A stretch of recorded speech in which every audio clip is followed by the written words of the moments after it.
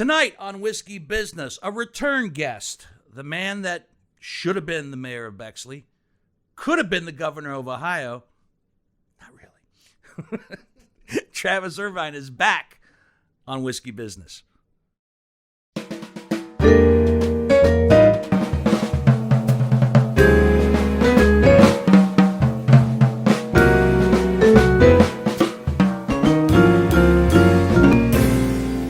Everybody, I'm Dino Tripodis, and welcome to Whiskey Business, the podcast not so much about whiskey as it is one with whiskey, and this marks our first official, since the announcement was made, our first official podcast with the Evergreen Podcast family. Thanks to Evergreen. Yay, Evergreen. Cheers. Yeah, the announcement was made a Friday or so ago. Cheers, cheers, cheers. Hold on. Dino's getting his juice here. Evergreen, that's good. Evergreen Podcast Network. Whoa, look at that, sticking to my coaster. Evergreen Podcast has a ton of amazing, whatever your interest might be, they've got something for you, including ours, Whiskey Business. So check them out at evergreenpodcast.com. We're in the new and trending section, and also the what was it? Oh, nostalgia no. Or something? Fun and nostalgic category. Fun and nostalgic. Well, we get fun. And we get fun and nostalgic Yeah, we do. from time to time. In fact, tonight's episode is a tad bit nostalgic if you consider, the fact that your guest is a repeat guest. The second time we've had Travis Irvine on the show. And the last time you were on was sensational and great. And just by happenstance, by what I thought was a... are you sure you're texting me, dude? Because they text you at 2 or 3 a.m. and be like, "Yo, you up?" Yeah, and it had a very personal feel to it. Like, I don't think this, because you and I don't text on a regular basis. No, And it was like all of a sudden, like, "Hey, man, I'm gonna be in town, and let's hang and so forth." Like, you talking to me? Yeah, he's talking to I me. want to hang with Dino. I got 3 weeks in Columbus. I said, I don't think this is for me, but if you're gonna be in town, why don't you be a guest on the podcast? And that's perfect. That's actually all I really wanted. Because you're one of He those was fishing. Yeah. That's why I send all those you up at 2 a.m. texts. No, trust me, I get those from my friends. Yeah, I get them from Hansberry. Yeah. Hansberry texted me on his vacation in Chicago. Right. At 1:30 in the morning. Yeah, what was that all about? Yeah. Well, You found a bar called... I found a bar called Whiskey Business, which I'll release a little mini shot. The wife was already asleep, and I was awake up alone at the hotel bar, drinking and just hanging out. Hey, you guys up? So I thought I'd text my dudes who normally. In your defense, it was only 12:30. Yeah. See, it was, it was Central 1:30. Time difference. Yeah, And when I text you back, what are you doing, you hooligan? I said, then at like 6 in the morning, I got a text from Dino. What? I go, Mother and I went to bed promptly at 10 p.m. after a very disturbing episode of The Deadliest Catch. That's what I texted back to him. That's very funny. It's accurate. That's an accurate text. Pretty accurate. Get to the business before we start talking to Travis. Thanks. Whiskey Business. Thanks for subscribing to Whiskey Business on your favorite podcasting app, Spotify, iTunes, SoundCloud, Stitcher, Megaphone is a new one, iHeart. They're all of them. All of your favorite podcasts. We've run all of them. We do, because now that we're with Evergreen Podcast, they put them out everywhere. Right. Yep.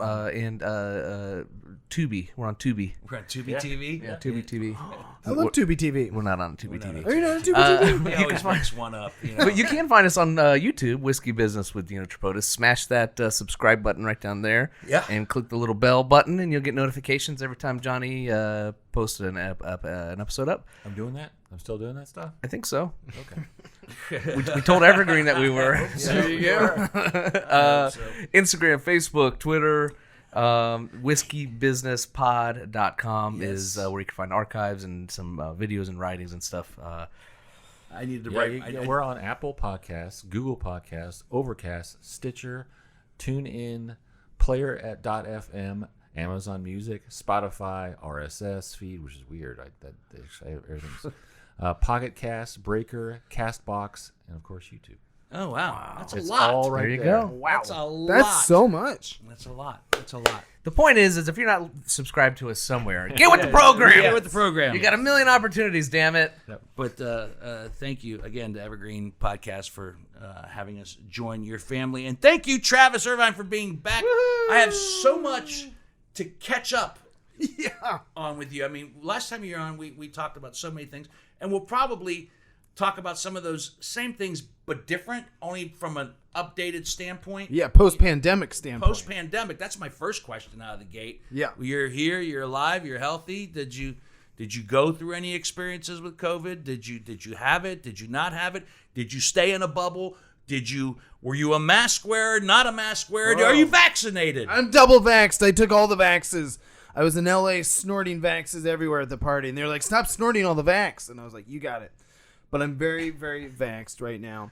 And no, it was, look, it messed with everyone. Here's the thing, Dino. When this all kicked off, March 2020, I was literally for the first time in my life touring comedy clubs around the country, actually making comedy club money with my good friend and my now co-host of a podcast called Abe Lincoln's Top Hat on Spotify. It's a political podcast, and my co-host Ben Kissel, who used to be my roommate in New York. Mm-hmm. So we're very tight, and I ran his campaign for Brooklyn Borough President. We made a documentary that I also made called Hail Yourself America. I think that we released that post our last interview in 2019. And so Ben and I were on the road showing our documentary at comedy clubs. Crowds of 200 people. I'm over there. We're splitting the door 50-50. You know what comedy club money is like, right? I know. I vaguely remember what comedy club Thank money you, was right? like. Yes. I've been on a comedy club stage since March. Over a year, yeah. Yeah. And that's the crazy thing is like there I was doing shows making like $3,000 in 3 nights, and I'm like, this is it. That's yeah, nice. Ben's That's good got a money right following. there, Yeah. yeah. It was very generous, and we had $3,000 in 3 nights. we did a show at Funny Bone, Columbus, March 22nd, and I flew here after our Orlando show, March 16th, and then the world shut down, and that was the end of the dream. It was just like, and I know so many people, comedians especially, are like, they're about to do an album, they're about to hit the road, they're about to pay the rent. Pay the rent. Pay the rent. But they're about to Have put a food on the job. table. Yeah, thank you. Yeah, the bar is pretty low. Diapers for their children. I mean, everybody. Diapers for themselves. Yeah, I mean, diapers everything. Well, the older ones. Some of them have problems. Dino knows a little bit about that. There you go. No, I don't. Not yet. Not yet. Not yet. Why were you up at 6 a.m. on a Saturday? You're going pee. Wait a minute. Hey, the fact that I can still get up and go pee is good. It's That's when the winner. it's when I say I gotta pee, Too and late. I just stay right here. Right. Okay, I'm done. Right. That's when you need to get Honey. concerned, Honey. worried. Like the Steve Martin bit from Dirty Rotten Scoundrels. Yeah, Can I right? use the bathroom? Yeah, thank you. Yeah. Either way, that was it. But that's what's interesting. It brought me back to Columbus right in March 2020 at the height of everything, and this is where I stayed in Clintonville. Actually, I was over Clinton Heights Ave, and I didn't realize I was so close to you. I would have come over way more. Shame That's like on 3 you. blocks away. Shame on instead you. I hunkered. You could have been part of the very exclusive pandemic bubble that Yeah. was this house. Oh, that would have been fun. That's what I was terrified about. I was like, if I go over there, I'm either going to get COVID or I'm going to give Dino COVID. Yeah. No, you wouldn't get COVID here. Yeah? No. There was That's a very exclusive bubble. I mean, I was really strict about who came over. That's good. And what we did, and there were no more poker games. There were no more. Everything stopped. Can't touch the cards. Can't touch right? the cards, the chips, whatever. I Yeah. mean, even tonight before you came over here, before these guys came over here, I wiped down everything again, and I That's Lysol'd the joint. There's some things that I think should stick around. Hand Sure. sanitizer being available, I think, is good. You got some hands. It's over there. Yeah. I had to Goddamn move it. Delta variant. Yeah, we got the Delta Oh, variant. now we got the Delta variant. There's always going to be a variant. There's always going to be. I mean, I think much like a lot of things that happen historically speaking in our world and in our country, I think this is going to be just part of it. Moving forward, and it'll become less and less of an issue. It will become what some people decide to get a flu shot every year. Some people decide not to get a flu shot every year. Yes. Supposed to get a shingle shot when you turn 60. Well, now they didn't change it to 50, and it's going to be whatever people want to do, but it is going to be part of the routine moving forward. Yes. What are we going to do after 9/11? Everybody said the world changed after 9/11, but we adapted. I got to do what at the airport, and all of a sudden now you don't think twice about it at the airport. Right. I got who watching my emails right now? Right, exactly. Everybody just kind of gets conditioned, and I don't know if that's a good thing or a bad thing, depending on, I guess, on what it is. Well, yeah, I'd say the sad reality is that everything did get so politicized, right, on the issues of, again, you're talking masks, you're talking vaccinations. Yep. I'm a pretty science savvy guy. I always got A's in the old biology classes and everything. Lucky Over you. there at Bexley Wow, High School, they know how to lucky teach you. them. And speaking of which, Dr. Amy Acton, only lives 2 blocks away from my parents. So, at the height of this stuff, you got people coming out who, let's face it, they probably voted for me for governor, right? Yeah. Uh-huh. And they were very angry about the shutdowns and the mask mandates and all of it. And sure enough, they show up in Bexley to start protesting Dear Dr. Amy Acton's house. And I was very conflicted, not politically, but just, I understand their sentiment. But, this is a very unprecedented once in 100-year situation. Yeah, and also, yeah. Dr. Amy Acton's married to my old cross-country coach, the good Coach A, Eric Coach A, Acton. yeah. And, I grew up with Acton's kids. And so to see those worlds kind of collide 2 blocks away from where my parents were. And, again, I had flown in for a show. Next thing I know, I'm hunkering down with my parents to make sure they're safe. And then next thing you know, I'm getting a spot here in Clintonville because I couldn't stand my parents anymore. And so, I was here till July, and I just hunkered down, and I was editing this documentary that we finished. At least you had something to do. Yeah, because the Lord knows plenty of people didn't have. Yeah. Let me ask you, because for those of you who are seeing Travis for the first time, when we had him on last time, we talked about a lot of things. He's always been politically active. Were you surprised at how politically divisive the pandemic was? Yeah, I was. Because it seemed like straightforward science. And, Right. Even with the first Trump press conferences and the first Mike DeWine conferences, whatever you think about those men, whatever, they were coming out and saying, these are our solutions. This is what we're going to try to do. And then, that was March. And then already by April, everyone's getting sick of it. Fuck that. Immediately it started to turn into, what's true and what's not. And then now that's what we have. And don't tell me what to do. Exactly, right? I want my right to spit on my friends. How dare you? Get over here, Jerry. I'm going to spit on you right now. And it's just like, well, hold on. Slick It's just I wore the mask because what I understood was that my spittle and other people's spittle is what was spreading the disease. Yeah. And so it could, yes. and I washed my hands and I just made sure I didn't give anything to my parents. Yeah. And that lasted, again, all through Ohio. I think I was good. And then I went and took a campaign job in Wyoming from August, September, October through Election Day. And that is when I got COVID. Oh, you actually got COVID. I actually tested positive for COVID because in Wyoming, when you show up to someone's door wearing a mask, they call you a pussy and they make you take it off if you want to earn their vote for your candidate. So Wyoming was like living in Trump country.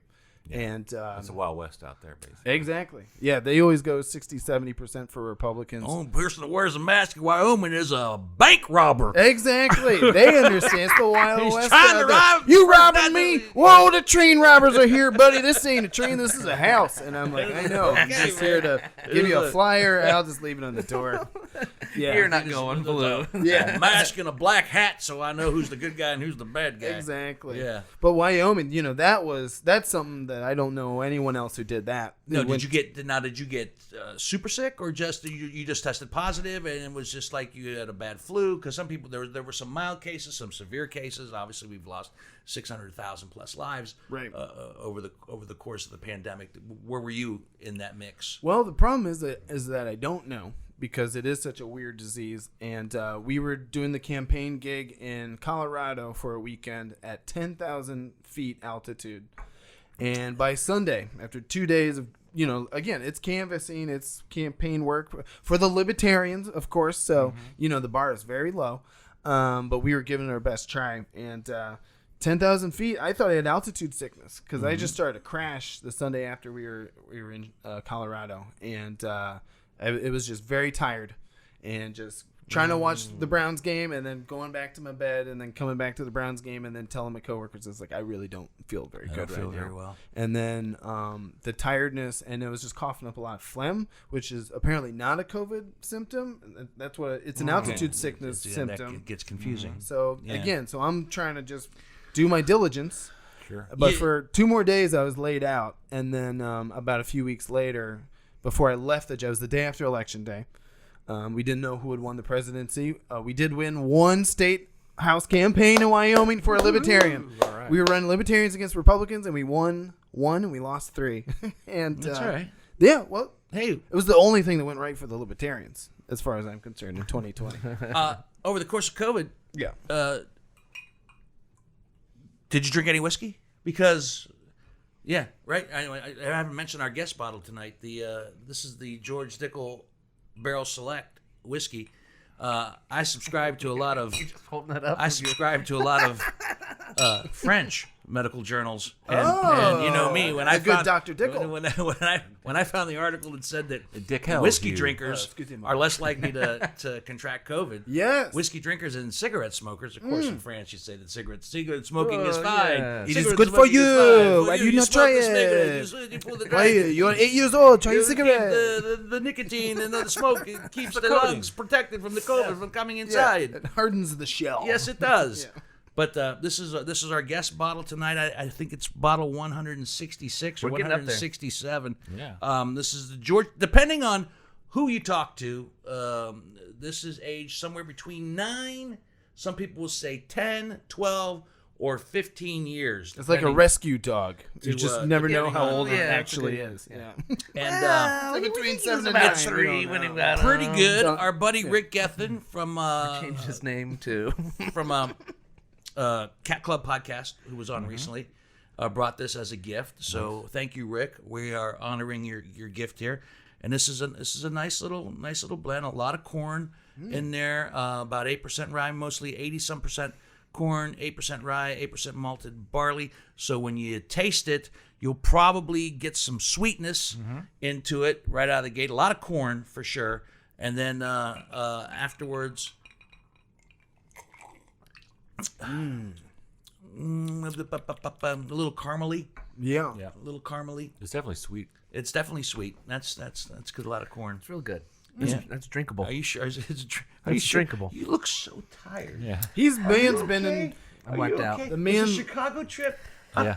The How wife old and are I. you? How old are you? I know. I feel like I'm 80. The wife and I took a lovely trip to Chicago without the kids, and we were going from like Thursday morning till Sunday night. Oh man. And today is what, And it wasn't Wednesday, even your Tuesday, or anniversary or Wednesday? birthday. No. And by going, I mean none of that. Yeah. This is how you know nature is healing. It's like how old are you now? You had a birthday. No, 37. 37. oh, welcome to my man. world, buddy.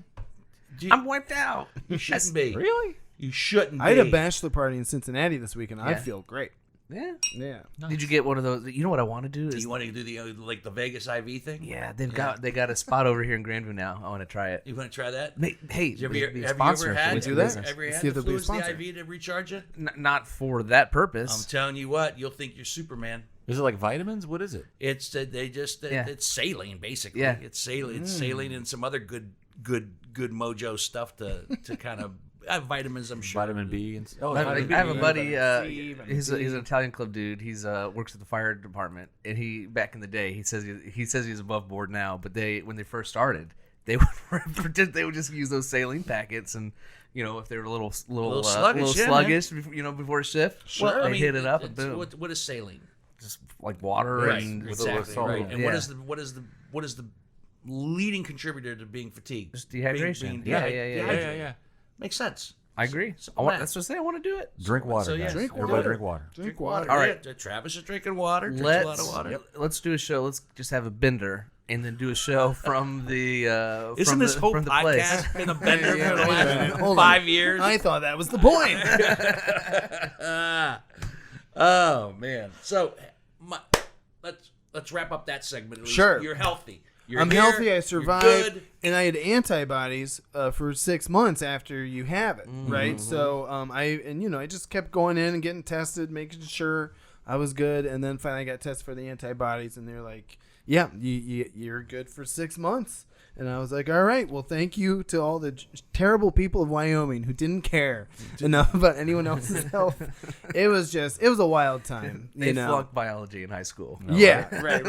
And then Biden won the presidency, and it felt like we were at least moving forward. Yeah. So here we are. They did seem to make a lot of quick progress after that. Yeah, it's almost like he knows what he's Amazing. doing. Yeah. But as a libertarian, I mean, obviously Biden is better than the alternative, but was he who you were pulling for, or was there a libertarian? There was a big split. I mean, there's a bunch of libertarian stuff. I mean, honestly, that project that I worked on in Wyoming, again, it really was just the best thing the libertarians had going for them in 2020. Yeah. We did not have what I would say, Dr. Jo Jorgensen. She's a very nice lady, very well-spoken libertarian, but certainly not qualified to be president.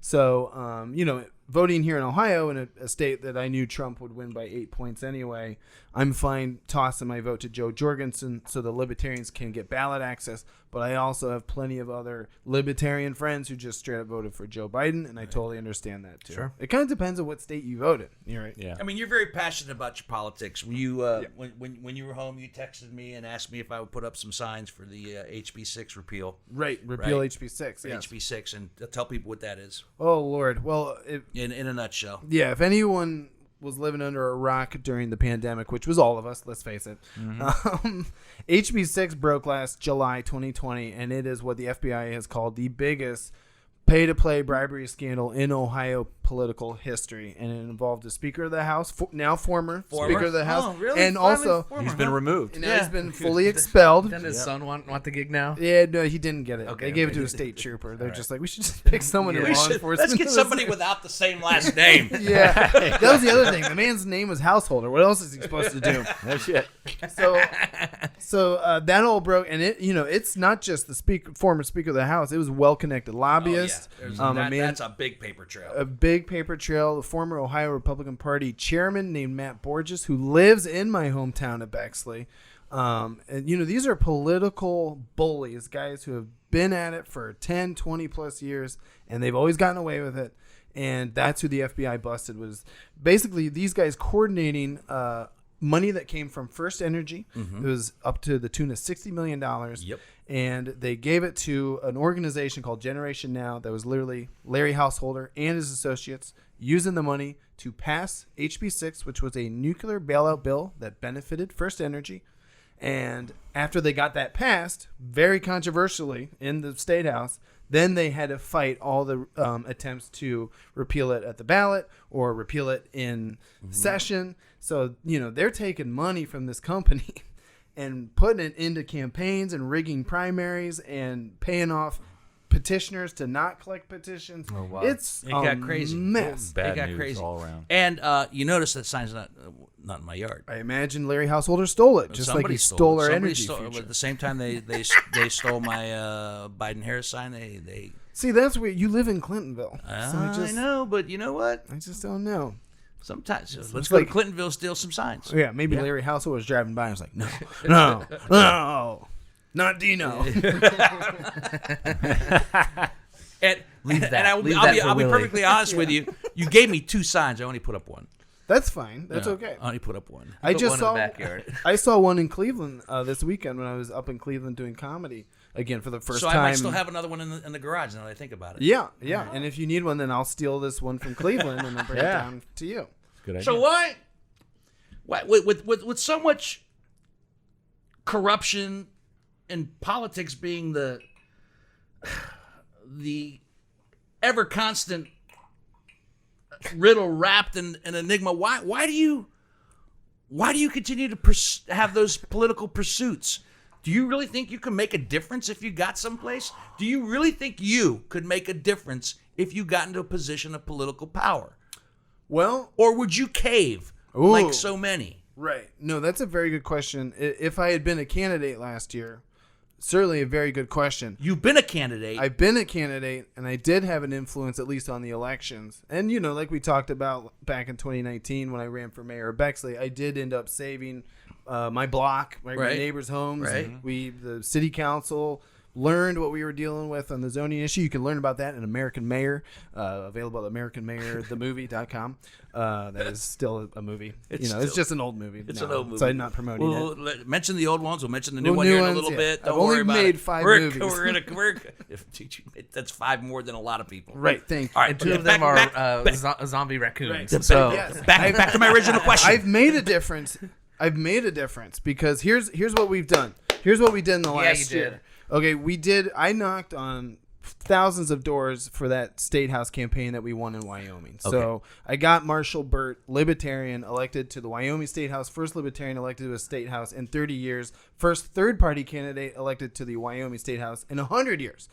That was me and 4 other people. All right, you were instrumental in getting him elected. Yes. I'm asking if you got elected Yes. to office. Right. Would you still be able to be the Travis Irvine that sits across from me right now Bro. without Yeah. dealing with the scorn and the criticism and all the political pressures that are involved in an office once you get there? Let's not quibble. You know you're going to get it. I will not quibble. I will stand up to corruption, no matter who it is, Republican or Democrat. I've heard that before. I know, but listen to this. All right, the HB6 signs made a difference. They made a difference because they pressured. We had celebrities, we had influencers, we had political people putting these signs out, and what it did was build momentum for people to understand that yes, no one likes this law. And then I went a step further. The other month, back in May, I read Larry Householder's personal cell phone number on my new podcast, Abraham Lincoln's Top Hat, available on Spotify. And Larry Householder, when he was testifying before they expelled him, about 9 minutes into his testimony, he started complaining about receiving texts from all over the country telling him to resign and repeal HB6. And I went back and listened to the podcast, and that's exactly what I told people to text him. And that's the thing. So okay. Okay, so these are little things. I understand that. These but are this little. These all are little. adds. They all come into. Yes. They all come into play. Yes. So you behind the scenes are very effective. Can make a and difference. Make a difference and make some changes. Yes, and if I were elected, I if I- 100% believe that I would do the same thing because And would you still take the opportunity to be elected to a public office if you decided so? Because you're very personable. Yes. You're very charming. Thank you. Okay. Well, and let's hold on. This is the political segment. Yeah. For anyone listening, I just put on my American flag sunglasses. For anyone All right. watching, that's on brand. I think I had this exact same picture last time you were That's here. the same picture. Yeah, over the course of my long life have been. And may I say, talk about nostalgia. I've listened to Dino since I was a kid. Okay, thank you. All right, That's long that's life, and we're I'm glad. painful to hear, right? 87 years old. Fun I'm and 87 years nostalgia. old. Yeah. Yeah, it's but over the course of my much longer lives than anybody seated here, I was approached and asked, would you ever consider running for... Was that me who asked you that? No. Well, you may have asked me I that. may was like, come on. You've asked me that before in the past, but other people prior to you have asked me that. Right. And I'm like, you know what? In my heart, that'd be awesome, I think, because I Right. feel the same way. But then the reality steps in, and I'm like, man, Right. do I want to be part No way. of that machinery? And how long would I last? Right. That's a very good. Yeah. No, that's a question every American has to ask themselves is because, I do think the majority of Americans are good. I think, I agree with you that power seems to corrupt people. Mm-hmm. And you saw that with Larry Householder. He was just a farm boy from Perry County. And when he got. That's my line. Oh, gosh. And right now, though, I'm not a farm boy from Perry County. if you're running a for farm boy office, from if you're running for office and you're not pure, as people think pure is as a person, Yeah. you have no fucking chance. Yeah. Well, I kind of beg to differ. the primaries. No, I'm just saying. given now. given the previous presidential Sure. election. Well, and even Well, you know what I mean. and even in the state house, let's look. Larry Householder got expelled 75-21. So that's 20 Republicans backed him, and one Democrat was like, "Yeah, whatever." I guess. And but He's on the payroll. that's huge. That's 3/4. We're just like, we're done with you. Yeah. Oh, Get yeah, out. And that's there a was big no number. ceremony. There was no clapping. Once they delivered the vote, and the new House Speaker, Bob Cupp, voted to expel Larry Householder as well. I think that does speak volumes. And it's like, maybe there are good people out there There who are good people. and out even if you don't agree with them on everything, well, at least they did something here. No, I don't agree with anybody on everything. Exactly. And that's, right. and that's, How could you? And that's if you are agreeing with everything from everybody, then you have no opinion. You have no, you're just a lackey. Yeah, You're just going along with it. Things. Well, and government is hard. I remember my first meeting with the Bexley mayor, David Madison, who was mayor for 30 years before. When he retired, that's why I ran and 7 other people ran because it was wide open. But he had a sign hanging up in his office. It was like, you can't make everyone happy all the time. And it's just it's a good reminder if you're a politician or an elected official or even just a bureaucrat doing your job. Everything's so hard. And I think we saw that the past year, certainly, because it was hard to get 100% of anything right the last year. You strike me as such a positive person all the time, but in the last year, what has disappointed you and discouraged you since the last time we spoke? Well, there's a place called Wyoming. Aside from Wyoming, if you we mentioned just ship Wyoming. all the shitty people to Wyoming. I'm talking about personally. Tell me about this Wyoming. Yeah. I'm not saying that you're on right now for the podcast. This is you. This is who you are. Sure. This is how you've always been with your stand-up and your filmmaking and your politics. But what happened since the last time we met that might have discouraged or disappointed Travis Irvine, where you said, you just said, fuck it, I'm done. Or I'm thinking about being done. I've had it. Yeah. I'm not doing this anymore. Boy, every day about 6 p.m. in Wyoming. Wyoming really bummed me out. It really left a mark. It really bummed me out. It really left a scarred mark me on you. literally with the COVID in the lungs, probably, and then also mentally forever.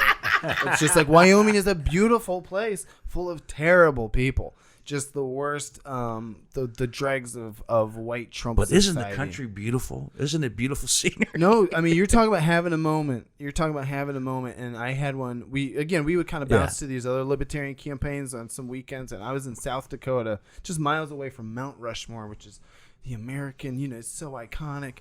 And I just had it with everyone. I'm watching the families eat pizza. I'm like, they're all racist. They're all fat white racist who they can't empathize with anyone else, and I only know that because I've been knocking on their doors and just trying to talk about it firsthand. Yeah, and now it's changed things. It's now I come back. Thank you. Before you knock it over. Well, I'm getting very passionate over here. We talk about politics and what I hate. And then I come back to Ohio. It's like Trump won here by 8 points. I was teaching filmmaking in Delaware at Ohio Wesleyan, has like a camp for kids with the junior league, and I'm just teaching the basics of filmmaking. And now when I drive into Delaware and I see the Trump flags, I'm just like, man, the nostalgia. We're talking nostalgia and fun. The nostalgia, but the fun and nostalgia is now lost when I go to these small towns or these little places. It's not Americana anymore. Now it's more terrifying to me. So it's a great question that you asked, and I'm giving you a real answer because I want a real answer. You know how much I love this country. Look, my stupid shirt and my hat and my glasses. I know you do. I even have a mask with an American flag on it, and people said I wasn't patriotic because I was wearing a mask. I'm like, it's got the flag. What else do you want? And I just continue to love this country like my old racist grandma, where it's just like, you're wrong. I love you, but you're wrong, and you need to stop. Your grandmother was racist? Oh God, please don't make me talk about that. She died. Was she purposely racist or unintentionally racist? As if there was a difference. A little column A, a little column B, and she died 4 days after Obama was elected in 2008. And the last thing my Uncle Larry asked her was like, "So did you vote for Obama?" She rolled her eyes and boo. He keeps telling that story. I'm like, well, I think we know where Grandma. Well, I think we know how she cast her vote. Yeah. We know what button she pushed. I don't think she made it to the polls. Oh my God. All right, 2 things that you mentioned there. You mentioned America, and you mentioned filmmaking. So let's talk about that. How America Killed My Mother is your latest documentary, which I'm sorry to say, by the time this podcast drops, we'll have already had a screening at Studio 35, but I'm sure there's more screenings to come. Let's talk about How America Killed My Mother. What is that about, and how did that come to be? Well, again, as you guys know, I made my first 40-minute documentary about my own mayoral campaign in Bexley back in 2007. I was very happy with how that turned out. We finished it in 2010. We took it to the Cannes Film Festival I liked it. It was good. short film corner. I saw it. Very proud of it. Yep. And then I followed that up with another campaign documentary, Hail Yourself America, about my buddy's campaign in Brooklyn that we ran. Again, that's what we were touring with when the world shut down. So when the world shut down, we had been shooting footage for How America Killed My Mother since 2016. So a little bit of backstory. I lived in New York for about 9 years doing comedy there. And there's this insane sketch comedy group called Murder Fist. And their shows would literally begin with just blaring loud music, flashing the lights, fog machines, smoke machines, smog machines, all of them. And they'd all run out with their clothes off and covered in fake blood, yelling at everyone. And there's this fellow named Ed Larson, who is the biggest, burliest fellow of them all. And he was like the ringleader of Murder Fist. And I was terrified of him. That was the name of my first record, by the way. Murder Fist? Murder Fist. Really? Really? No. Okay. It's a great name, But though, it will- right? It's a great name. Yeah, it's But a it great will be name. now. Now you That's right. can't because they're no longer a sketch group. So Ed's been a pal since the days I first moved to New York City. And his mom was a sweet, sweet lady. He was raised as an only child, basically. His dad left the family, and his mom was a diabetic with a gambling addiction, and they were always broke. And anytime they had money, it would get gambled away, and then anytime, she had to deal with her diabetes, there would be barely any money to deal with that real-life illness.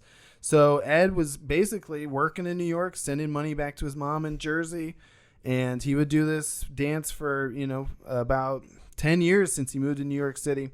And in 2016, July 2016, she passed out at literally Trump Taj Mahal in Atlantic City from a diabetic episode after losing too much money. And about 2 weeks after that, she passed away. And the writing was on the wall for this poor woman who, she turned 65. She got on Medicare. Medicare didn't cover the blood sugar machine, blood sugar monitor. It was $800 extra. They didn't have that, so she couldn't do that. So she literally had a dog that would bark when her insulin got low because dogs can smell blood sugar. And this was the last year of her life, was just struggling to keep her blood sugar going and struggling to keep money coming in because she got on Social Security. And then she was, with Social Security, you can't have another job. Basically, you can't make more. It's like unemployment. You can't make more than a certain amount. So she's pigeonholed in this world with diabetes, a low-paying job that's killing her literally from being on her feet all day. She was working at a nursing home, and then Social Security that's not good enough, Medicare that's not good enough, and she died in July 2016, shortly after that diabetic episode at, again, Trump Taj Mahal. So Ed Larson comes to me about a month later, devastated. And he's just like, I know you make documentaries. I know you got a journalism degree. And I'm like, Ed, that doesn't mean anything. Let's face it. I'm only a hard-hitting journalist at Vice because I hit the bong before we go out and shoot. And he's like, I want to make a movie. He had $3,000 in insurance money, life insurance. And keep in mind, a few weeks before she died, she switched her policy. He would have gotten $30,000, but she couldn't afford it anymore. So she changed it to the $3,000 policy. And that's what he got. And so he said, I want to take this money and make a documentary and just let's show what happened to my mom. I want to find out, she had banks just charging her overdraft fees nonstop. She had, again, the diabetes issues, the casinos, and it seemed like everywhere you turn, especially in a place like New Jersey, which is a blue state, but a very poorly run blue state, in my opinion. You could see that she just got screwed over and over again. So Ed was like, let's make this documentary. And we started shooting September 2016 during, before Trump was even a thing. Right. Sure. And from there, we continued shooting during the Trump years as we saw everything progress. And we were determined to finish it while Trump was still president. So we did finish it in the fall of 2020 and released it exclusively on Vimeo. You can go to howamericaKilledMyMother.com to actually watch it if you can't make the Studio 35 screening. And the fascinating thing is that now that Trump has lost, all the issues we're talking about, there's still big issues in America, except when now we're in a Democratic administration. Sure. So the goal is to just keep showing it and keep talking about these things. So, and how's the documentary being received? Very well. Online, again, with an online release, we were a little worried because, you don't get to see everyone's reaction, right? You know? Right. And we've been getting so much positive feedback because the interesting thing is we touch on so many issues that everyone resonates with it differently. You know, it's like if you had a parent that died at any point in your life, no matter what it was from, this movie resonates with you because it's a comedian dealing with that. If anyone you know or yourself has diabetes, it resonates with you because you're dealing with that. If you've ever had issues with the bank, that resonates with you. Right. If you hate Trump, it resonates with you. So we have so many issues that people are resonating with, and we got positive feedback, not just online, but specifically not just individuals, but we got contacted by the Pittsburgh School of Medicine, like University of Pittsburgh School of Medicine, and they watched it as a class. And all of them, you know, collectively wrote an email saying, we realize that we're all determined to do whatever we can to cure diabetes now because this shouldn't happen. You know, insulin is made for $3 by companies. It's sold for $30 a vial in Canada, and it's sold for almost $300 here in America. Wow. Isn't Walmart coming out with their own? Yes, they are. I mean, that's the thing. I'm not I believe joking. it. honestly, I mean, if anyone, Everybody, I mean, there seems to be a movement to try to tackle this, to tackle that Yeah. and curb that expense. yeah, So because so millions of Americans are dealing with this. right, Yeah. and was do I understand correctly that the Roastmaster General was one of the producers on your documentary? Absolutely. Jeff Jeff Ross Ross? is cousins with my buddy Ed Larson. Okay. And Jeff is in the documentary. Jeff made a documentary. Travis brought this to me last time. That's right. I was very stole it from excited. his I house. stole it from Jeff's house. Stole it from He Jeff's has a house. whole closet full of That's them. So, okay. I still like the fact that it's yeah, that you stole it. It's fun. And Jeff was and it's mine. yeah. Jeff was very supportive of the project. You know, Kathy, Aunt Kathy, that was his aunt, Sure, yeah. right? So he remembers her growing up. And, you know, Jeff made a nice documentary called A Patriot Act with Drew Carey, like way back in the day, like maybe 2005. So Jeff has experience making, and he's done all these roast of criminals, roast of cops, roast of the border. And Ed Larson, my pal and Jeff's cousin, has helped produce all those projects. So they already have this socially conscious documentary with comedy brand that they've been doing for Comedy Central. And that's why it just made sense for me and Ed to tackle this thing on an indie level just to start getting the story out there. That's awesome, man. Congratulations. Thank you. Yeah, as of this recording, I think Whitney and I are going to try to show up at the screening on July the 2nd. We'll be there. But for everybody else, how AmericaKilledMyMother.com? Yes, believe it or not, the domain name was not taken. HowAmericaKilledMyMother.com. It's right there. You'll find it. That was wide open for you. Yeah. That's funny. But congratulations again. It amazes me. I shouldn't say amazes me. It pleases me. It pleases me that you can do something as thoughtful as How America Killed My Mother and these other documentaries, and then also go back to your wacky silly side with Killer Raccoons 2. Yes. Which I did see. Yes. At a screening at Studio 35, and it was eligible for an Academy Award. Oh my gosh. Yeah, I get it. Because- I'll tell this. Yeah. Yeah, that's awesome. It's So- bizarre seeing that name on the list. In the midst. That's right. Yeah, this is a good pandemic story. In the midst of everything, I took the time to just sit in Clintonville, edit Ed's very sad documentary about his mom dying, and then out of nowhere, by the end of July, our distributor, Indican Pictures, that we signed Killer Raccoons 2 for, Right.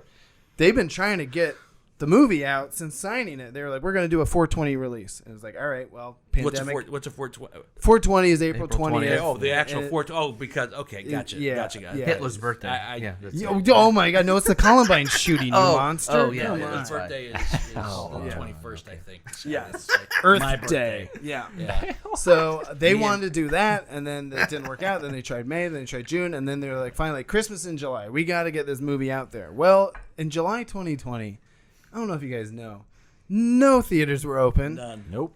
Anything that was open was just showing old classics. Right. Because what Jaws, happened yeah. in the midst of the pandemic was another sequel, also incredibly stupid, called Trolls 2 World Tour, destroyed the studio theater business model completely. Yeah, they were 'Cause the first ones. I remember watching it with the Universal- kids. They went out- Universal- they streamed it.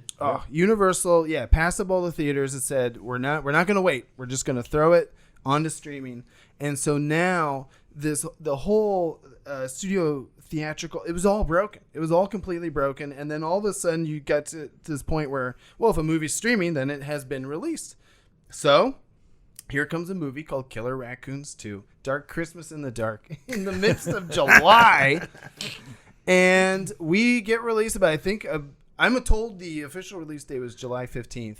And within 3 weeks, last weekend of July, lo and behold, someone sends me a text. Is like, you are not going to believe this, but Killer Raccoons 2 is the number 11 box office hit at the theaters right now. And they send me the link on IMDb, and lo and behold, there we are.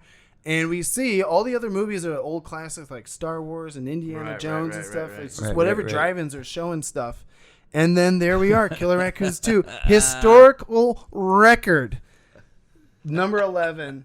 Top box office grossing movie for about 2 or 3 weeks. You know, we dropped steadily throughout the weeks, but we also looked, and once we realized we were the only new movie and the only comedy movie, we grabbed that moniker right away. And we were the number one new comedy in America because there were no other new comedies in America. Nice. And that was last year. That was leave out the last part. I love the last part. I'm like parentheses, asterisk. I'd leave out the last part because there were no other comedies out there. Yeah. No, I would rest on those laurels, huh? It's good laurels. I love those laurels. And it was just, and we screened in Cleveland for like a week in September. And then, you know, all of this led to literally us being eligible for Academy Awards as we got the word in March. And there we were, just alphabetically, just a few down from Judas and the Black Messiah. Does that mean could you have technically attended the Academy Awards if we were nominated? If you were nominated, yes. So we did try. Being eligible doesn't cut it. Right. We pushed specifically for best song, best original song. For your consideration. Yeah. If you. Yeah. Well, and that's what I kept telling everyone. I was like, it's just an honor to be eligible. Right. That's what I was saying. Wait, you submitted best song? Yeah, because you had to do extra things. You had to submit like the cue original sheet song, and everything. Yeah. And so we paid the extra to do that. You know, it's the Academy Awards is just kind of a form, right? You know, and you fill out the form and you say that you screened for a week somewhere, and we're like, because Cleveland count, and they're like, it does this year. I can't tell you how happy I would have been because I watch the Academy Awards every year, good, bad, or ugly, no matter what they are. How awesome would it have been? And the nominees for Best Original Song, Christmas in Outer Space, Killer Raccoons 2, Dark Christmas in the Dark. Because you think about it, I would have loved that. That's the category that South Park, Bigger, Longer, and On Tight got nominated. It's not out of the realm of the possibility. Muppet movie, Lego movie. You know, it could have happened. It could have happened if they liked our song more. You know. But so that was it. That was, you know, again, like you mentioned, it's like you got all these serious documentaries. We got serious political issues in this country. Thank God I also have that silly side of the brain. Was just like Killer Raccoons 2 is technically the biggest thing I've ever done. It gives you, right. It gives you balance. Thank you. It gives you balance. You know how it is. Do you think Spielberg looked at that list and went, "What the fuck is that movie?" How many people everyone looked at that list and was like, "What the fuck?" Yeah, what is going on in this curiosity? country? They're like, let's watch this. We're gonna check the this one out. thing I do appreciate, I think I told you guys, there's 366 movies were nominated or eligible for all awards categories. All right. And it was a leap year in 2020. So it's basically like the Academy was like, if you watched one movie a day, one of those would have to be, unfortunately, Killer Raccoons 2, Dark Christmas in the Dark. Preferably near Christmas or July. Dare I ask? Because last time you were here, we talked about Killer Raccoons 2. And any progress with the third installment? You know, that's what's so fascinating is, editing the documentary during pandemic and then going working the campaign job in Wyoming. I just felt so wiped out. Right. And then even just doing our Academy Awards push, quote unquote, it's just me posting on Instagram. You know, it's like a different dumb actor that we had. It was like, is he eligible? Like, that's our hashtag. Let's go with song. Yeah, let's just go with song.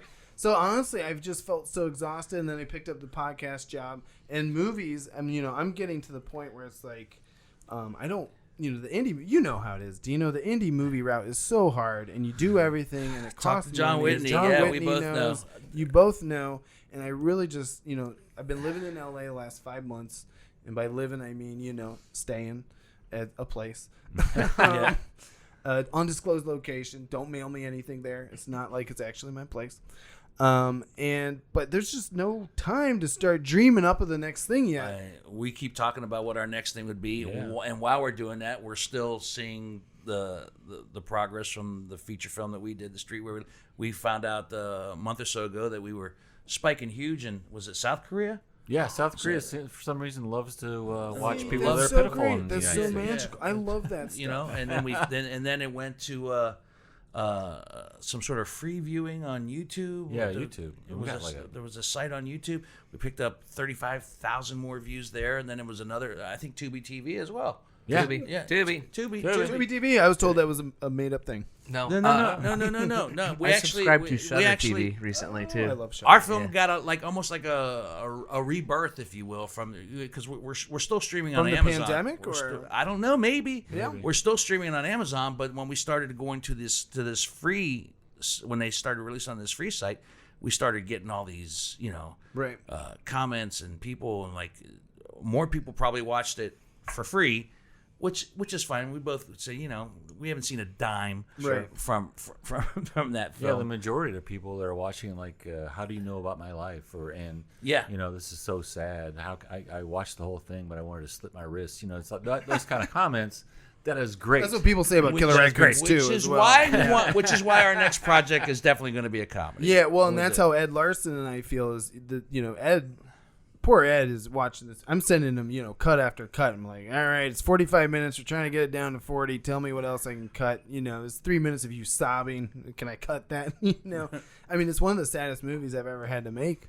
And we're in the same boat. We just want to make the dumbest, fartiest comedy ever. So Fartiest. We don't want to make the team up. fartiest. I want No to make farts? a time No travel. farts? A time Have you travel heard horror of movie. comedy? We'll let you sir. make the fartiest movie. Thank you. But Fart the musical coming but soon to you but and everybody. I Okay, we'll stop. You don't I had need a- a I had a- I'll range for that. cancel We're onto myself. something. Okay. We're onto We're on the something. gold. Let's go, Jerry. had a dream Gold, Jerry. a while back. Yes. Speaking of musicals, Yeah. and you being of comedy ilk as well, I had a dream that I wrote and produced Lenny Bruce the musical on Broadway. That's a cool dream. You should do that. Right? Yeah, that's your dream saying, hey, Dino, do this.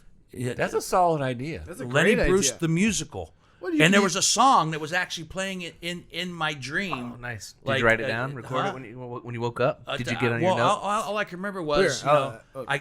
because he was arrested and Yeah, and- saying and- dirty and words. shut down. And there was like the big song from the musical was I Can't Believe He Said Fuck. Oh. Yeah, was the I can't believe he said fuck. He said fuck.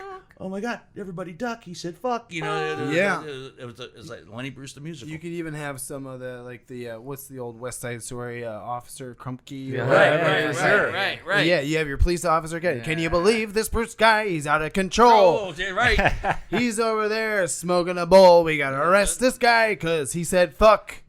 Exactly. Everybody get in the truck. I don't know. I'm just Lenny rhyming Bruce. words. Oh, That's all man, musicals all are. right, You just I rhyme just words. found- I just found my collaborator. All right, yes, I'm in. If Mel Brooks, who has no actual musical talent, His just birthday was yesterday. tells people, yes, his birthday 80, was 85, 95? He's 90, definitely in the 95. 90s, yeah. If he could sit there and goes, I don't know how to play the piano, but this is how the song goes. And he Yeah. has people and writes, and Thank you. The Inquisition. the producers, That's right. The the, producers. and the Inquisition, and all the songs from his movies, but the musical producers, Mel Brooks doesn't know how to play an instrument. No. So you be my collaborator for Lenny Bruce the musical, and off we go. I'm a good lyricist. In fact, for Best Original Song, I wrote the lyrics because I'm exactly like Mel Brooks in that sense, in no other sense, I assume.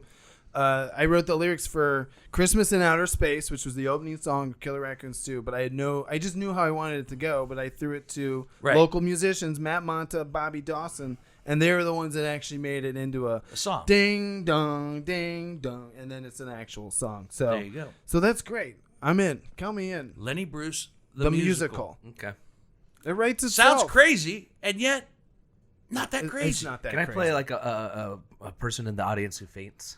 Whoa, Lord. You're the You gotta cab make up driver. your mind. You're He gonna said be fuck. an Uber driver in our films, and now you want to be on a Broadway play. Well, whichever one you make first, Our I'll Broadway be in. musical. Yeah. Also, Broadway. We're opening in Cincinnati. Yeah, we got a ways to go before we get to the Gotta test it out a little bit. On This West is Broadway by the casino. Right. This is how ideas are born. Yeah, I know, right? It's crazier things have happened. I mean, that's isn't that how the guys from South Park came up with the Book of Mormon? It was just Absolutely. crazy, just sitting around. Well, they grew up, in Colorado, surrounded by Mormons because they're on the western side Right. of the Rockies, and they had their South Parks. But one of their movies was Orgasmo, Right. which Fuck yes. I studied that a lot because it was movie Trey is Parker's fucked up. second feature.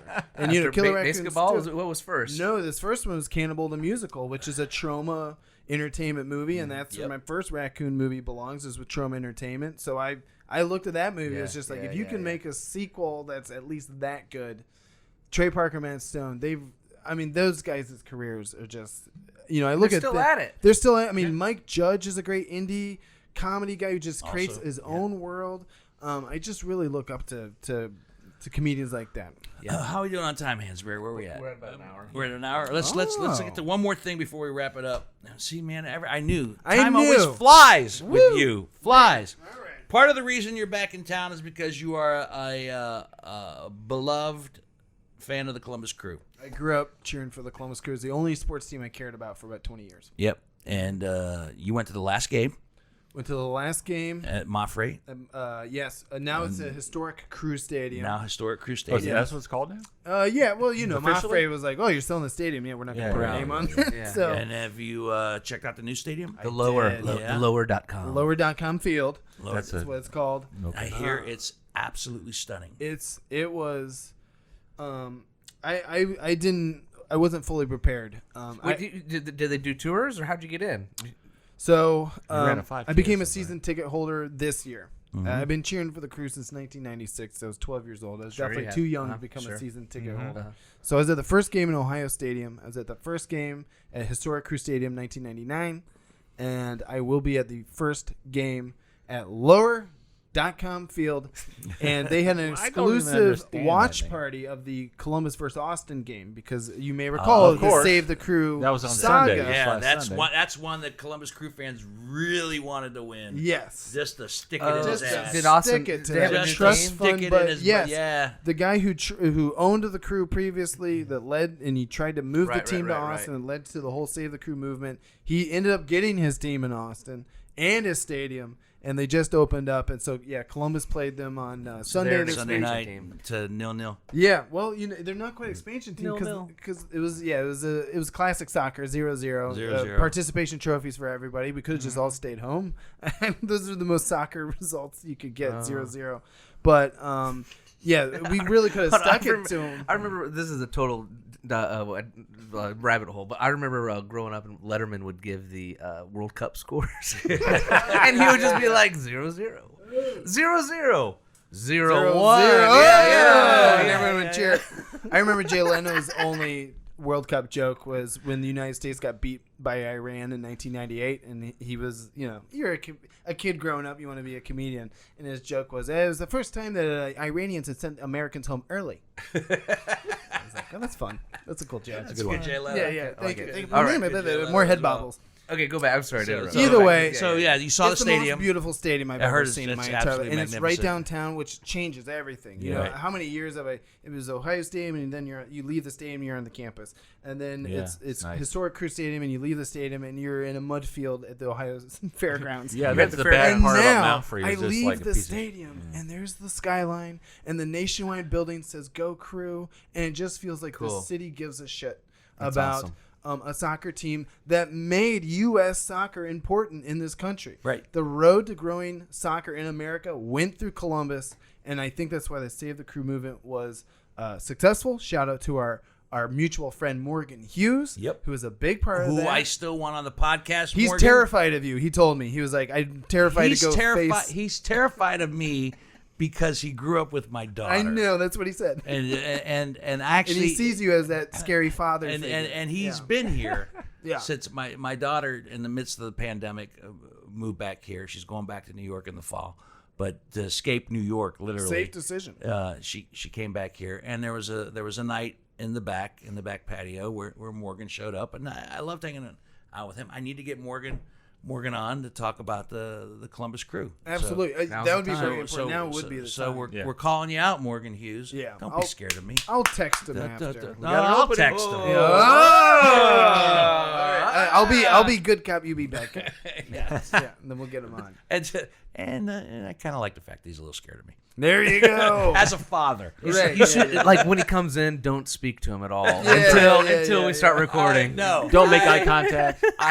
Dito will be down in a I minute. love it. Don't make eye contact with him, please. It's I like love him. it's like Faye Dunaway rules. That's right. He's smart. He's got a great sense of humor. Oh, Morgan's great. I mean, And, when I met Morgan, it was he's- just like a so, fast. Yeah, I want Morgan. Yeah. I want Morgan on. Yeah. So Yeah, we'll get him on. And honestly, I mean, Dr. Pete Edwards, who's like the team's doctor, and now his family is like co-owners of the team in the stadium. When I was there on Sunday, he walks up, he bought everyone a beer, and then he had to go take a picture, so he handed me his credit card and was like, "Here you go, don't spend too much." It's community, when it comes to soccer, in England or other places. It's very big. It's very corporate. It's almost bigger than the city itself. Do we Man do City. a toast and thank you, Lamar Hunt? Lamar Hunt was Right? a visionary who saw Visionary, Columbus as the future. So absolutely, There you go. to all of them, all the Columbus Crew legends. I appreciate everything they've done. And again, it's so simple. You're right. A kid growing up with a soccer team in a city no one cares about. Yeah, and well, it's just like we've that's made cool. ourselves And very. a kid growing up with a soccer team, and a kid growing up at a time when soccer was what? Yeah. Yeah, right. I still get you made play fun of soccer? for asking to soccer. Could you please put on the soccer game at the bar? You Right, you still right. did- well, that Well, was no, Wyoming. that's what I was going to say. So- Like, the Buckeye game is just overwhelming. We don't have any other pro teams, or I guess the Blue Jackets. Yeah. But you go, for basketball or baseball, you're Cleveland, Cincinnati. So I guess what it's cool. What you're saying is like, yeah, man, we're this cool city that We were the deserves first. something. We were charter member number 1. Shout out to Lamar Hunt for saying if it doesn't work in Columbus, it ain't gonna work in America. 'Cause First we're the soccer test market specific capital. stadium. Yeah, Everything. we were Absolutely. first soccer specific Yeah, stadium. and Cincinnati has a soccer team too. now they do, and they got a Horrible. stadium too. They're very bad. The stadium is beautiful. Stadium's beautiful, but they're very bad. Yeah, Very they'll come bad. around. Their fans love them. Anyway. They're going to get first draft pick. Do they do that? They do. Yeah, They do. yeah. Every year. They sell out, right? All right, Wait, hold on. Did you guys watch Ted Lasso? Oh my God! I liked Ted Lasso. I'm binging that right now, dude. Yeah. It is the best. The episode 1 and 2, I was like, all right, I think I see where the formula is going. And then by 3, 4, 5, I was like they hooked. didn't go that way, Yeah, and I yeah, like yeah. it even I more. love it. And even more Did you so. watch? You didn't watch it yet? No, I've not Oh, watched it's it. so You guys good. got to watch it. You got to watch it because it's cute, but it's still rated R and it's funny as fuck. And the cast is a 10 Season out of 2 10. starts in late July, I Yeah, believe. yeah. Yeah. The only reason I got the DVDs because of SAG. So because I don't have dude, Apple need to TV. watch it, I don't man. have And that. they're, Really but they're only fun. 30-minute shows, which I love the 30 so minutes. Yeah. I need to course. binge those. Yeah. Anyway, What was I doing during the pandemic that I couldn't watch Right. Yeah, all those well, DVDs? I during the pandemic I did more writing, which was awful, horrible writing, which nobody will ever see. And I read more books. I didn't watch that much television during the pandemic. That's good. all right, I mean, now that the honestly. pandemic's over, you can get back to watching Watching TV now. television Watch shows. television. Be a quitter just like everybody else. All right, let me mention one more thing for you to plug, because I don't think you've plugged nearly enough things over the course of this podcast. Good. I started writing it was down, and sarcasm. I just stopped. I don't care, man. Wait, plug what? everything. Yeah. But let's plug your podcast, the one you were just talking Yes. about. Honestly, I'm very proud of it. Abe Lincoln's Top Hat. They've been doing this podcast, my buddy Ben Kissel, over at Last Podcast Network for about 10 years. And they used to record it in a little broom closet under a Mexican restaurant. And I would pop on in 2011 for a couple episodes. Throughout the years, I had my Fox News girlfriend at the time. We'd go on this show and argue, and then it was the end of our relationship. And now, I wonder why. yeah, Is she right? blonde? Because that's just How'd you curiosity. know she's blonde and has legs? Was it? Fox News. Yeah. What was it that you took her to Yeah. a closet in the bottom of a Mexican restaurant, or was it what you talked about? Or both. But now I am the co-host, and it's been so much fun Wow, because you worked your way up to the co-host. yeah, they're exclusive on Spotify, but we've gotten up to number 8 as high as number 8 on the news and politics section. Nice. And Let Let us know when you're on the huge, fun man. and nostalgic section. And then yeah, we'll talk. right. I Yeah. wish that we were in the new and trending and fun and nostalgic section. Well, we're new to the Evergreen Podcast Yeah. Network, so I think they're showing us throwing, some love, they're yeah. throwing us a little love. They should, and I that's honestly what it takes, because my friends are millionaires from just being podcast hosts, and now I'm getting a small piece of Oh, the we're pie. not. I know. We're not everywhere We're none of close us are there yet. to being- Look at us, right? Look, this is the closest we But got. it's We know possible. someone who knows Yes, millionaires. it's possible. That's And it. that's the important thing. We are It's twice removed. possible, and We are you just twice keep removed. growing, because these guys just grew their podcast for 10 years.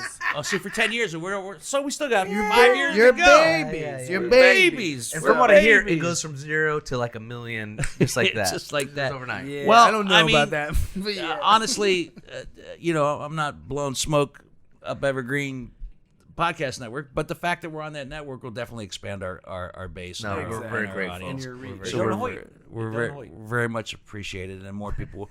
And once again, I mentioned you're the first official podcast on the Evergreen Podcast Network. So can you share this with your $1 million buddies? Yeah, right. Oh yes, yeah. Let me just text them right now. 1-800-millionaires. That's what I just text them. Yeah. No, Bezos. I don't want to talk to you again. Okay. Well, Looking yeah. for my buddies. No, I can't go to Mars right now, Jeff. Man. I'm hanging out with Dino.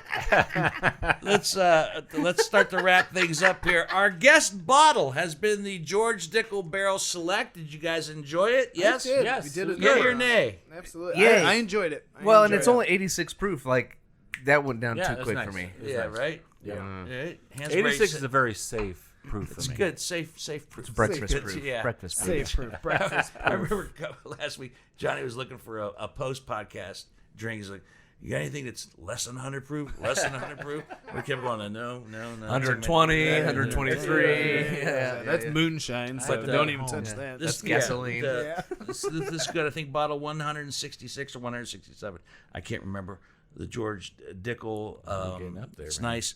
Kind of sweet. It's and really good. Yeah. With the corn, a little bit of caramel. I would suggest if you see a bottle of that, just pick it up. I dig it. I don't know what it retails for. I forgot Yeah, to no. check that out. Can you find this barrel select? Yeah, at this the is stores? this is available. This is Okay. available. The only reason I don't know what it retails for, and I apologize, I should have done my research, is because it was a gift from Rick Gethin. Thanks, Rick. So thank you, Rick. We appreciate that. He's a big And- roller, so and, he's a millionaire too. Sorry, cool. before I say an official goodbye to Travis Hansberry, the business one more time. whiskeybusinesspod.com and evergreenpodcast.com is where you can find all of our episodes and nonsense. Of course, Instagram and Facebook. Please like us and click all the buttons that make us, your friends, friends with you. Whiskey, it's YouTube, Whiskey Business with Dino Tripodis. Yeah. Smash that like Smash button. that like button. And the little bell icon that's right down here, and then you'll get notifications. Oh, Yeah, and then here, thanks, Johnny. He's got the Evergreen Podcast. Look at, there's a nice little picture of us there. All three of you. Oh, yeah, look at that. It Yeah. ain't photoshopped at all. No, not it way, is actually a not little bit. too much. That's, we had to take new pictures for the podcast network, and Well, so that's even more incentive for people to go to evergreenpodcast.com Yeah. and just see our Absolutely. handsome faces. Apple Podcasts, Spotify, Google, Overcast, Stitcher, TuneIn, Player FM, Amazon, YouTube, Castbox, Breaker, Podcasts, and did I say Spotify and RS? yeah. iTunes is not on the list for some reason, but we're there. What is it? What's that on the list? iTunes. No, that's Apple Podcasts. That's Oh, Apple Apple Podcasts. You're right. And I will say, I know we're on iHeart iTunes still. is the app. And anyway, look at that. Oh, Look, they didn't even use the Oh my picture that God, we the chose. team. Which one? What That's picture? That's a great That was picture. one of the action shots they asked you're me right. to put 'Cause up. Yeah. the picture of me is not of one of the You ones look that I like chose you're either. A They chose. podcaster. I do look They like they I'm a chose. podcaster. They chose. Look at mine. He looks like he's at Whitney's handsome. Look at mine. They got they went with Whitney, Whitney's Whitney's the only one who doesn't have an action photo. Right. No, because I'm usually behind the behind camera. the scenes. So I took those they pictures. used one of my Yeah, that checks action out. photos That as checks well. They It didn't says, use. in high school, Greg Hansberry Hansberry because Hansberry is my nickname. Yeah. He was Hansberry! He was voted most likely to be on an underachieving podcast. There you go. Well, congratulations. Mission accomplished. So if we ever achieve, you're going to have to change that bio. Yeah. So no, evergreenpodcast.com. Thanks to all Our of our guest friends at has Evergreen. been Travis Irvine, a guy who's always doing something. Check out How America Killed My Mother at howamericakilledmymother.com if you don't get a chance to see it screened somewhere locally in your neck of the woods. So go online and check that out.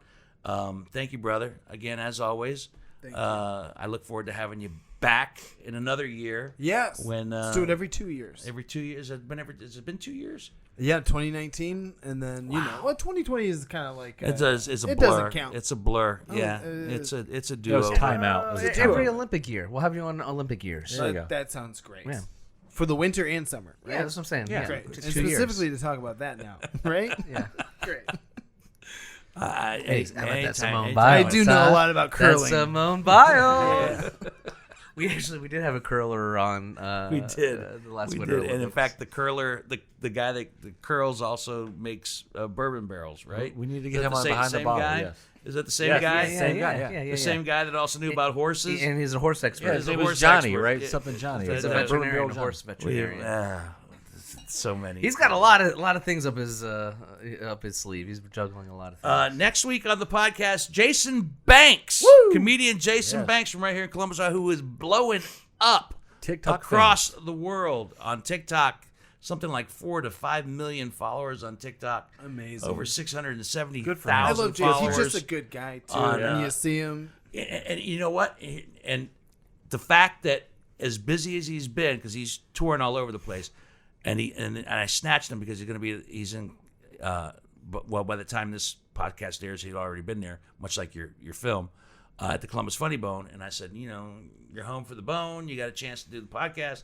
He just immediately texted me back and said, yeah, man, I'm in. Yes. He's been on our podcast before, but with other people. Right. So this will be the first time we have a one-on-one with Jason Banks and find out how his life has Has he been on changed. 2 times or 3 times? Yeah, he's been Twice. on Just twice. Been on the premise. I think he's been 3 times. I think 3 times. He's been on The Premise. He's been on with Comedians on South High, and he was also, I think, one of our panelists during the Columbus Podcast, yeah, Columbus that's right. Podcast Festival, Right, which, right. by the way, apparently is back. It's back. The Columbus Podcast Awards are back. Vote for us. Award. yes. That's different though. The festival and awards are 2 different things. Well, the awards are back, and we're nominated.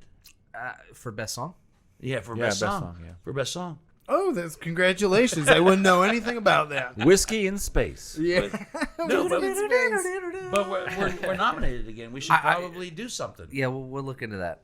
to encourage people to. If somebody else wants to take care of that and let us know what I'll to do. take care of If it. somebody could just email us what we're supposed to do. What are you saying? I'll help out. Hold on, here we go. I'm There's not the even saying- award.